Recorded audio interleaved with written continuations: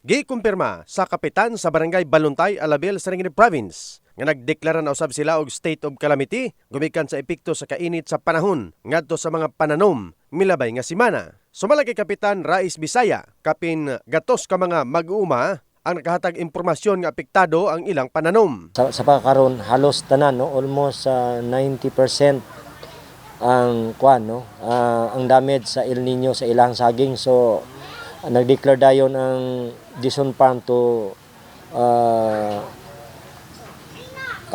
iba na ang itanim nila, no, na hindi na saging because of the effect of the El Nino in Alabel. So more than 100 hectare affected areas of the Barangay Baluntay, no, sa corn, no, sa vegetable na affected area. So grabe ang pagsuffer, no, pagsuffer sa katawhan. Sama sa ubang barangay nga nagdeklara na og state of calamity gumikan sa nangalaya ang mga mais og saging, makita usab nga apektado ang usa ka plantasyon sa saging kung asa gagmay ang bunga o katumbahon ang daghang punuan. Samtang ang usa ka mag-uuma sa Barangay Baluntay nga si Johnny nagsulti nga gagmay usab ang bunga sa iyang maisan nga 2 ka hektarya og nagkinahanglan sila og ayuda. Ang bunga tapos daw ang kilid niya naglaya ba. Ano siya. Pero naay pa man makuha pero gamay lang. Pilay nagasto na nimo ani? Mga 63,000 yan. Pila ka sako ang regular nga harvest nimo? 300 plus. Karon mga pila kaya?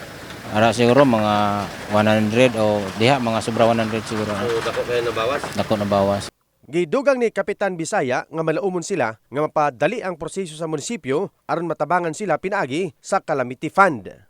So ang need sa mga farmers na ang support sa LGU labi na naka-address sa atong Municipal Agricultural Office. Pero so far wala pa? Wala pa. Ka-declare na ba sila entire?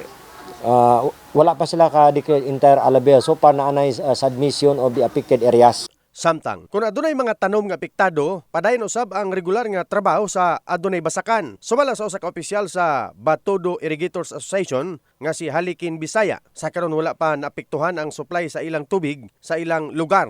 Mao nga makatanom gihapon ang may mga basakan. Area nga wala naabot sa inyong tubig, kumusta man? Patay ang kwan. Wala na sila kwan. Wala. Tanom? Oo.